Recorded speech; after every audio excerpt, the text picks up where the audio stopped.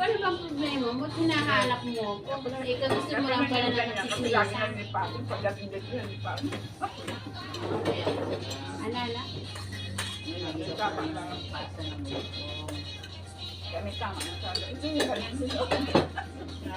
Ano? Tapos mga bagong panganak. Hindi nga na rin. At bukan mo nalipatan.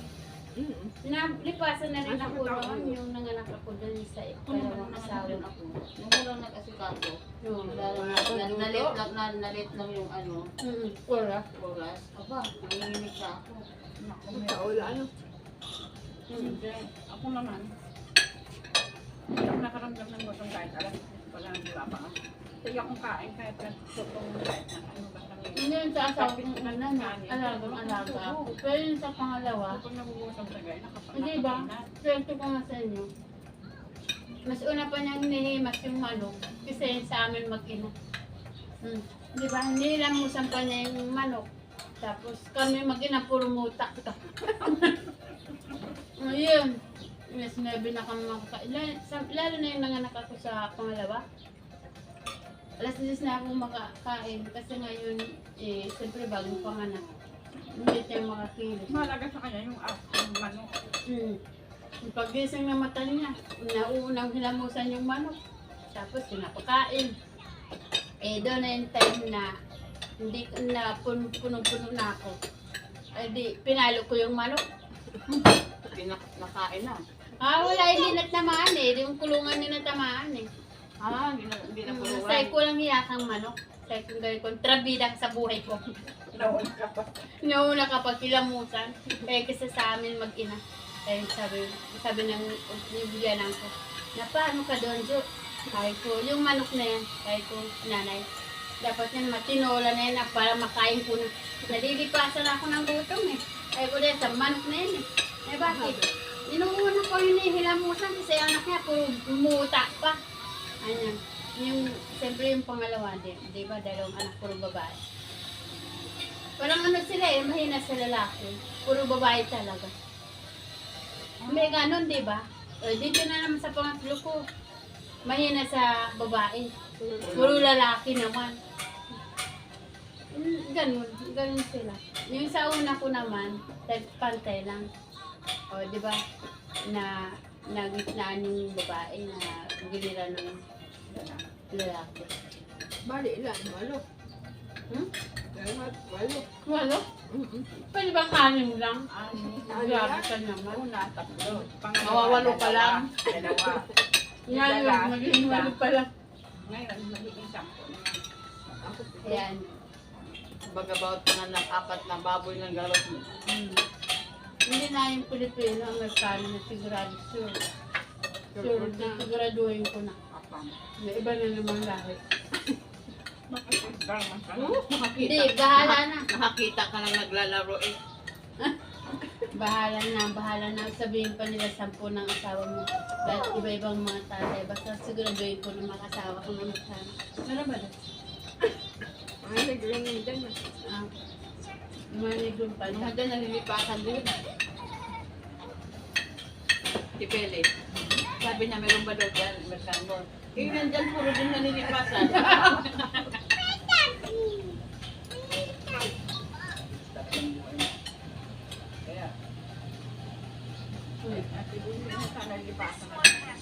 Hindi katulad yung sa unang asawa ko.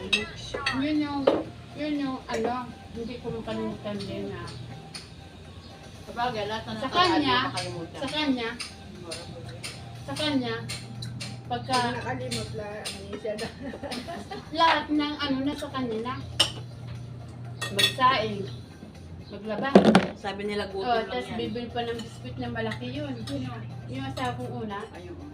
Tapos magsasayang bago alis yun, bibiyahe. Ba't may liwanag? Yun na nga Magdala ka rin ng mga babae doon pa sa bahay namin. Di ba? Palayakin mo sa'yo, hindi ka lalaya. Di ba? Binitbit ko nga yung mga panty nila at tinapo ko doon sa highway. Dapat din kami sa highway Yung sabi nung kasi yung anak niya ng panganay, may anak rin sa una. Sabi pa niya, ate, umuwi ka kaya? Sabi niya, bakit? Ba't ako uwi? Alas 2 pa lang, inapabrika din sa Santolan ako nagtrabaho. Sa mga crackers, yung mga chichirya, yung mga tilapia, mga bangus. Oo, sabi niya, umuwi ka kay ate. Sabi ko, ayaw ko nga alas 2.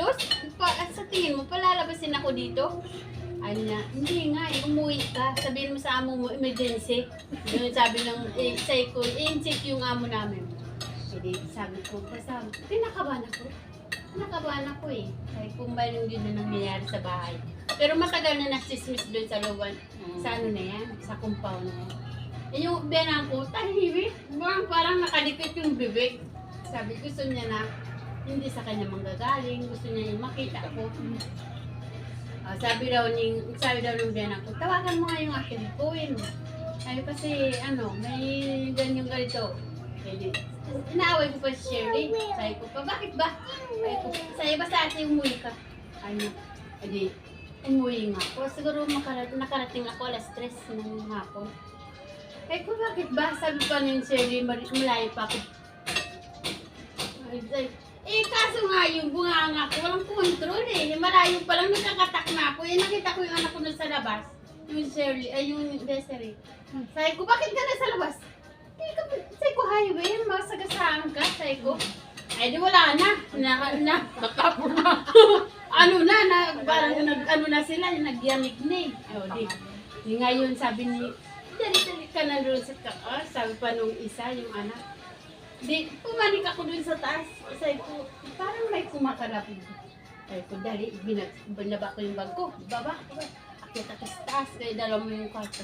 Pagbukas ko doon sa amin, yung boarding bed na double, di ba may malaki doon sa baba, may doon sa taas. Nandoon pa talaga sa higaan namin, maraming liya kayo, hindi ko sila inano. Ang ginawa ko, pinulot ko yung mga panty at saka yung brief. Binitbit ko. Itinapon ko doon sa karsada. Ayun, mga panty ng mga Kaya ko, wala naman tayong karapatan na pasakitan yun. Siyempre, ako hindi rin ako pasal, hindi rin. Ngayon, ang ginawa ko, tumalikod na lang ako, pero muntik na akong mabuang noon. Basta nag-uubad na nga ako doon sa siya, nagkukulong ako. Basta, promise. Noon. Mag-iisip ko, sabi ng biyanan ko, baka magbigti ka, huwag kang ganyan. Sabi niya, tatawanan ka ng mga yan. Anya, magpaganda ka. Sabi ng biyanan ko, magpaganda ka. Pakita mo sa kanila na hindi ka napagtali. Pero hindi mo, isay ko, kung pwede nga lang turuan di ba? Turuan na hindi ka nasasaktan. Kung bato nga lang ba yan na hindi mo nararamdaman yung sakit. Sabi ko, kung pwede nga lang, parang tinutusok Naku, sa sakit na siguro may Sabi ko, ano ba? Sabi ko, ano ba yung ginawa mo sa akin? Sabi ko, dinidikti ko yung asawa ko. Ay kung sinusunto ko yung mukha niya. Sabi niya, tama na. Makapatay mo na ako. Sabi niya, mo wala hindi na may babalik Sabi niya, nandyan Sabi niya, pero iwanan ko na yun. Sabi niya. Iba mong kwenta yun Wala nga dapat iniisip mo. Di ba kahit lahat na ng hotel dito sa Metro Manila. Huwag yun dito. Sabi ko ba? Pa-insulto yun Ay kung ganyan, walang hiya ka. Ay kung sagani. Sabi ko, sir, kay ko pa yun. Sabi ko, nakita mo ito kutsilib, dudukuti ko yung matang. Ano bang bayan? Yun, hindi. Ang kaswiran niya, yung ibayad na lang daw niya sa hotel, ibigay niya na lang sa akin. Sabi niya. Minsan daw, yung babae daw ang nagbabayad sa hotel. Manangirayan daw siya sa pera. Ibibigay na lang daw niya sa akin kung maganyan siya. Hindi, mayroong pantay. Nasa Marikina, di ba alam niyo yung may mga mariposa, ganyan. Yung may mga parparo. Sabi ng kumari ko yan, si Grace. Sabi niya, Mare, ba't hindi ka magpasok ngayon? Sabado sahod. Sabi ko, parang matamlay parang ayaw ko talagang pumasok. Sabi ko, bahala magsahod. Magsahod kayo. Kahit po, basta ako hindi ako papasok. Parang matamlay yung katawan ko. Ako nakain ko? Nasinundan ko siya. Pumunta ako ng Marikina. Sabi pa ng kumpare ko rin na si Raul, Mare, wala si pare doon. Ko nasaan? Natingnan mo sa Ligaya. Di ba mayroon doon yung palit ng pagano, papasig. Tapos mayroon doon nakalagay mariposa. Hindi naman sinadya ng mata ko, nakatingin ako doon. Eh, sabi ko, nandun yung Patricia. Patricia yun, hindi ako magkamali. Si Patricia yun eh. Ay, Sino yung pati sa nila? yung sa amin yun, yung pangalan ng Tandaan nyo anak lang. ko, ano, yung pangalan nun, Patricia at saka Marco ang nakalagay. Tapos yung Patricia, yung kapatid niya na nasa ano. Oh, ngayon, inilagay namin Patricia Marco. Sa amin, ibinigay sa amin ng kapatid niya. Yung nasa Italy na nakapag-asawa ng iba. Ano, Italian ba yun? O yun. Kaya hindi ako magkamali. Basta yun. Eh, hotel eh. Sabi ko, eh, hotel to eh. Yung may nakalagay pa, I love you. Eh, patay ka ngayon.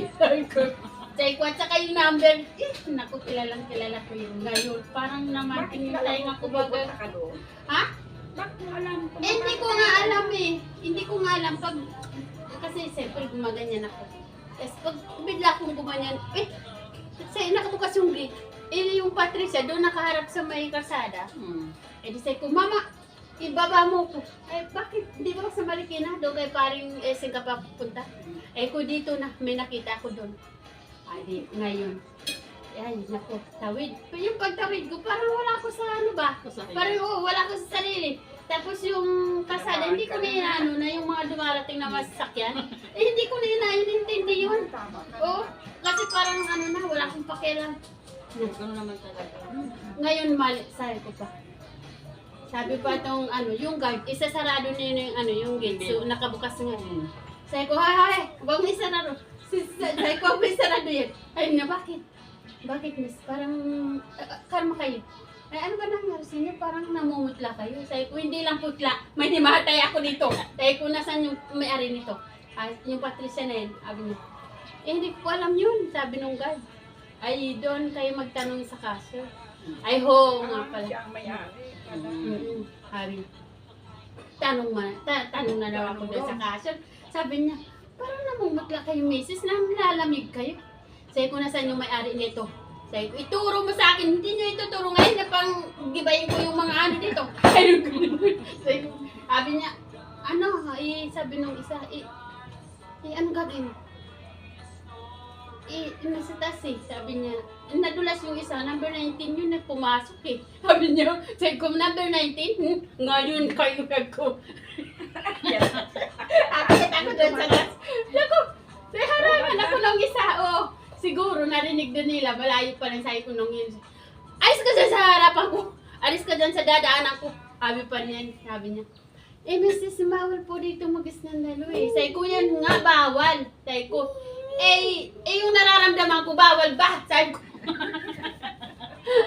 O, siyempre, asawa ko yun, yung may-ari ng jeep na yun. Ay ko pa.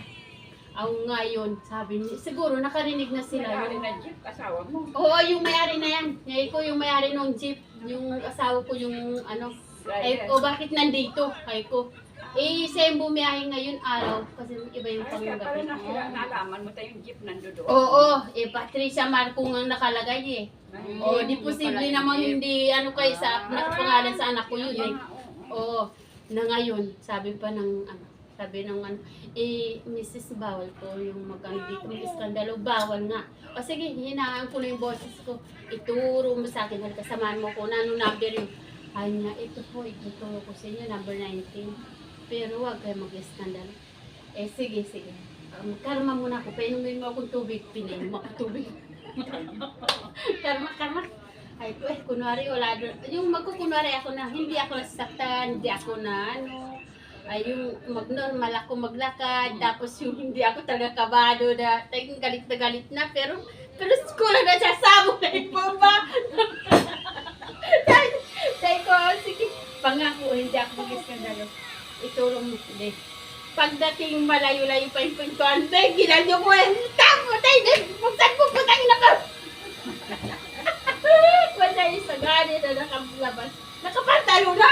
Siguro! Malayo pa lang, narinig na ako. Nakapantalo eh! Sabi ko ano, asan yung babae? Asan yung babae? Naku, ang taba-tawa ng babae din. Ang puti. Yung ano, pero matanda pa sa akin. Ang edad ko noon siguro mga 23. Tapos yung babae mga nasa 40 plus. Yung babae na yon, yung babae na yan, ano, yung Yun yung nagluluto sa Marikina, nagpa 5-6, yun. Sabi, basta sinugod ko yung tindahan niya doon, binalintong ko yung lamesa, basta tabi ko naman yun. Oh, di, pero pagkatagal-tagal, nagkabati din kami, siya man yung ano sa akin. Yung parang natanggap ko na. Oh, tapos yun, pero umano na ako noon, yung Wala parang, na. ha? Parang hindi na ako, ano, kay lang SM. ako nito. Mm-mm. Hayaan ko na nga lang. Oo, yun, parang ganun. Kasi Pumupunta na sa bahay, nagdadala na. Yung mga Nalabas na lahat. ano, dinadala niyan.